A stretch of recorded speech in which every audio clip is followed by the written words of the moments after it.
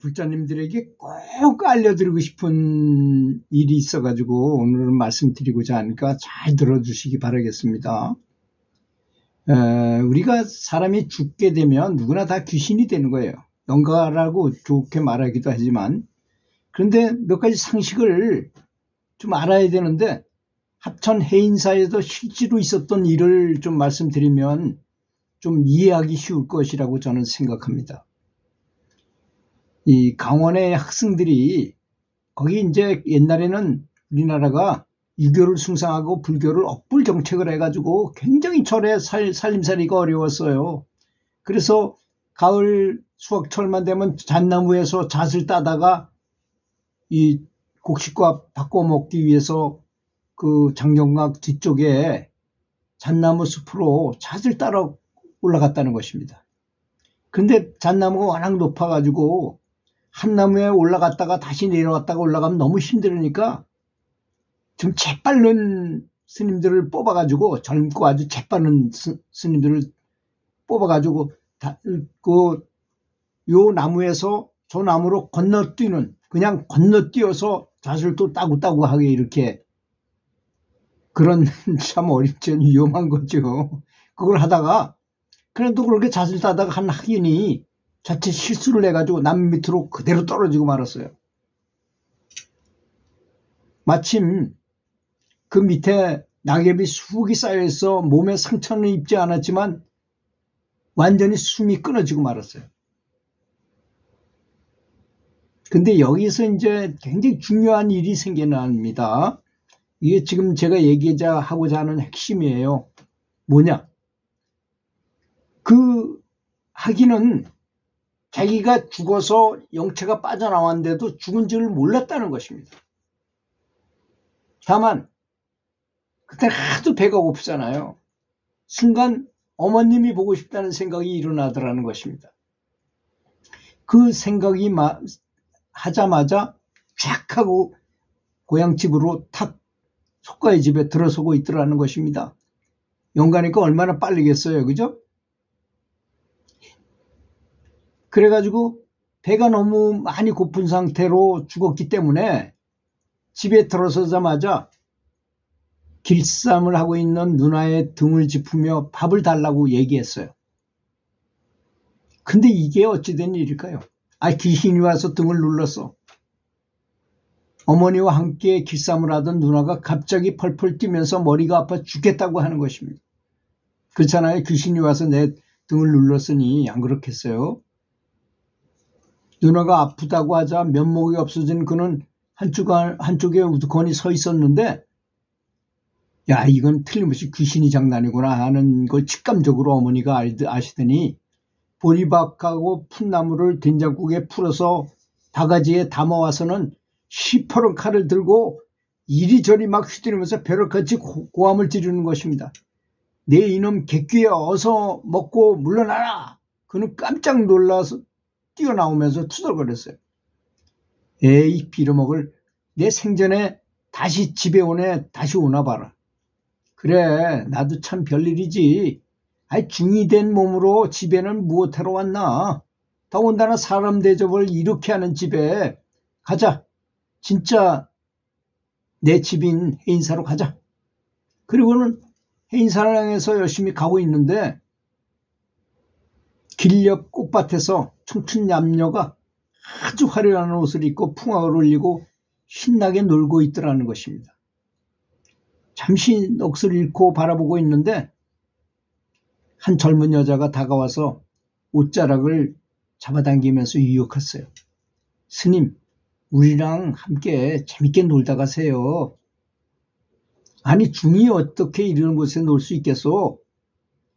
에이, 그깟 놈은 간이 적어서 평생 중질밖에 못해 먹겠다. 그렇게 욕을 하길래 사양하고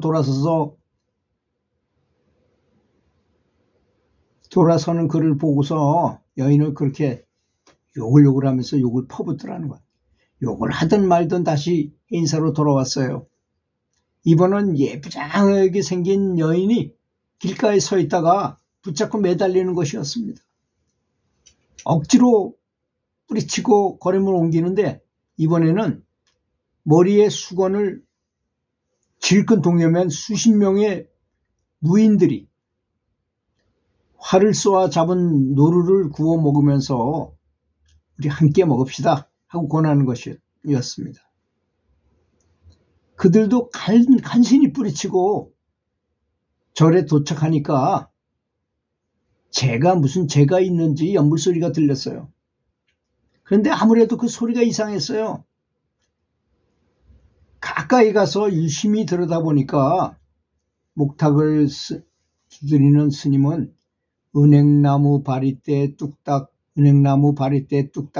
하고 그 목탁을 치면서 연불을 하고 있고, 요령을 흔드는 스님은 재경행상 딸랑딸랑 재경행상 딸랑딸랑 하고 있는 것이었던 것입니다.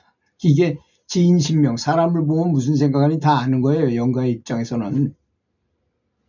참 이상한 연불도 다 하는구나 하고 생각하면서 열반당에 있는 간병실에 가보니까 자기하고 똑같은 사람이 바닥에 누워 있는 것입니다. 그를 발로 툭 차는 순간 그는 다시 살아났어요. 그런데 조금 전에 집에서 보았던 누나와 어머니는 물론 여러 조객들이 자기를 앞에 놓고 슬피 울고 있는 것이었더라는 것입니다. 영문을 알 수 없던 그는 살아난 자신을 보고 기절초풍한 어머니에게 여쭈었어요. 어머니, 왜 여기 와서 울고 계십니까? 내 놈이 산에 잣 따러 갔다가 죽지 않았느냐. 그래서 지금 소상 줄일 준비를 하고 있었다. 세상은 진정 일장춘몽입니다. 그는 다시 어머니에게 물었어요. 어제 집에서 누나가 아픈 일이 있었습니까? 그럼 멀쩡하던 애가 갑자기 죽는다고 해서 밥을 바가지에 풀어서 버렸더니 다시 살아난다구나. 그는 다시 자신을 위해 연불을 해주던 도반 스님에게 물어봤어요. 아까 내가 들으니 너는 은행나무 바리대만 찾고 너는 재경행상만 찾던데 그게 도대체 무슨 소리냐? 아, 나는 네가 죽었기에 전부터 은행나무로 만든 너의 바리대를 매우 가고 싶었어. 너 이품 중에서 그것만을 꼭 가지고 싶다는 생각이 어찌나 강하게 나든지. 그래서 연불하다가 그런 생각을 좀 했네. 나도 역시 그랬네. 그 옆에 재경행상이라는 책을 하도 탐이 나서 내가 그렇게 애지중지하던 죽었다가 살아난 탐이 나서 그만 연불하다 그 생각을 자꾸 하면서 내가 했네. 그래서 죽었다가 살아난 그 스님은 그 말을 듣고 문득 깨닫는 바가 있어. 무인들이 노루고기를 먹던 곳에 가봤어요. 그랬더니 사람은 자취도 없고 벌집만 하나 있었을 뿐, 꿀따는 벌들이 열심히 드나들고 있을 뿐, 또 미모의 여인을 붙들고 매달린 곳을 가보니까 굵직한 뱀 한 마리가 또아리를 들고 있었고, 청춘 남녀가 풍악을 울며 놀던 곳에는 비단 개구리들이 모여서 울고 있더라는 것입니다. 야, 내가 정말 만약 이들하고 같이 좋아서 그 속에 들어갔더라면 개구리나 비단 개구리나 뱀이나 벌 중에 하나로 태어났을 것이 아닌가. 특히 여기서 우리가 기억해야 될 게 뭡니까? 죽고 난 다음에도 내가 마음이 그대로 있다는 사실이잖아요. 여기서 보면. 그렇지 않습니까? 내가 죽었는지 모르고 집을 가고 또 내가 죽었는지 모르고 어떤 일을 하게 되더라는 것입니다. 근데 이분이 스님이었기 때문에, 스님은 거기 가면 안 되지 하고 왔기 때문에 그나마 그쪽으로 순례를 안 했던 거 아니겠습니까? 그러니 참 이 윤회의 세계가 얼마나 우리에게 많은 가르침을 주는 것인지 이렇게 깨달아야 할 것입니다. 그러니 정말 연불을 열심히 해가지고 이런 다른 잡생각이 안 들고 오로지 아미타불만 생각하면서 죽는 순간을 맞이해야 할 것이라고 생각합니다. 그래서 죽는 순간이 그렇게 중요하다고 말씀하시는 것입니다. 저는 사람이 죽어도 마음이 그대로 따라간다는 사실을 굳게 믿으시고 정말 연불 열심히 해야 된다는 사실을 인식하셨으면 좋겠습니다. 들어주셔서 감사합니다.